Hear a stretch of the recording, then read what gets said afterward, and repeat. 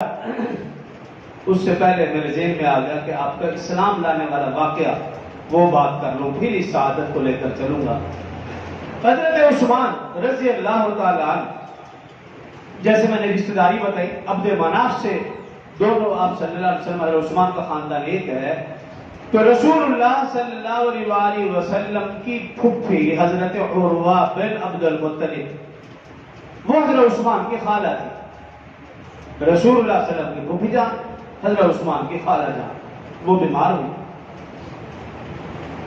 رسول اللہ صلی اللہ علیہ وسلم بھی تشریف لے گئے، حضرت عثمان رضی اللہ عنہ بھی تشریف لے گئے۔ اللہ کی طرف سے اتفاقاً دونوں حضرات اکٹھے وہاں جمع ہوئے۔ یہ پہلی ملاقات تھی رسول اللہ صلی اللہ علیہ وسلم کے نبی بننے کے بعد۔ عیادت کی حضرت عثمان رضی اللہ عنہ کی پہلی مرتبہ نظر پڑی نبوت کے بعد، جب نظر پڑی تو پھر ٹک ٹکی باندھ کر دیکھتے ہی رہ گئے، نظر ہٹا نہیں، بھول گئے۔ رسول اللہ صلی اللہ علیہ وسلم نے دیکھا تو پوچھا، اے عثمان خیریت ہے؟ عرض کی کہ ایسا حسین و جمیل چہرہ میں نے کبھی دیکھا ہی نہیں، آپ کے حسن و جمال سے لطف اندوز ہو رہا ہوں، بس مجھے دیکھنے دیجیے۔ رسول اللہ صلی اللہ علیہ وسلم نے ارشاد فرمایا کہ اے عثمان، میں اللہ کا سچا پیغمبر ہوں۔ اللہ کا سچا پیغمبر ہمیشہ خوبصورت بھی ہوتا ہے اور خوبصیرت بھی ہوتا ہے، اس کے اندر ظاہری عیب بھی نہیں ہوتا اور جسمانی عیب بھی نہیں ہوتا، وہ ہر قسم کے ظاہری اور باطنی عیوب سے پاک ہوتا ہے، کیونکہ اس نے دنیا کے لیے رہنما پیشوا بننا ہوتا ہے۔ حضرت عثمان رضی اللہ عنہ نے عرض کی، میری خواہش ہے ذرا پورا فرما دیجئے۔ رسول اللہ صلی اللہ علیہ وسلم نے پوچھا، بھی کیا خواہش؟ کہا مجھے اللہ کا کلام سنا دیجئے۔ رسول اللہ صلی اللہ علیہ وسلم نے اللہ کا قرآن سنایا، اللہ کا کلام سنایا۔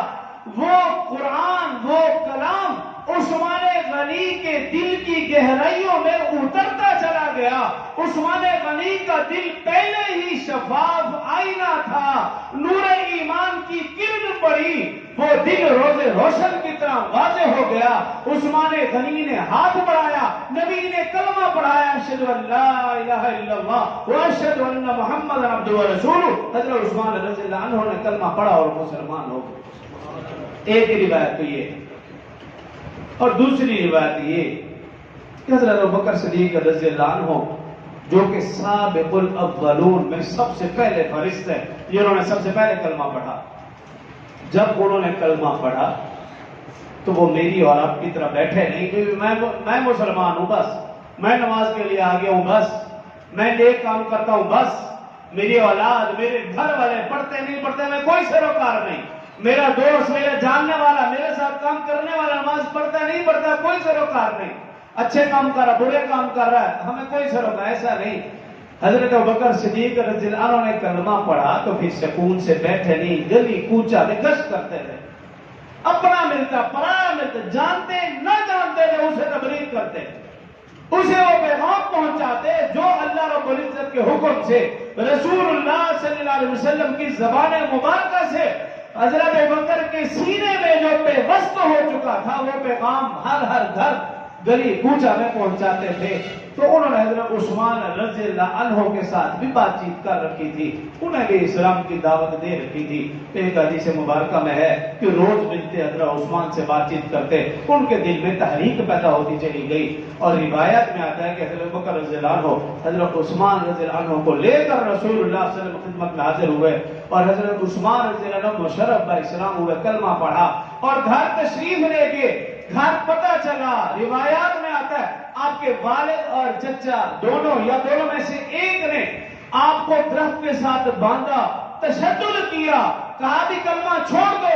حضرت عثمان رضی اللہ عنہ نے کہا اب جان تو جا سکتی ہے، لیکن اب جو میں نے کمری والے کا کلمہ پڑھا ہے وہ کلمہ نہیں جا سکتا، ایمان نہیں چھوڑا جا سکتا، جان تو جا سکتی ہے تو جائے۔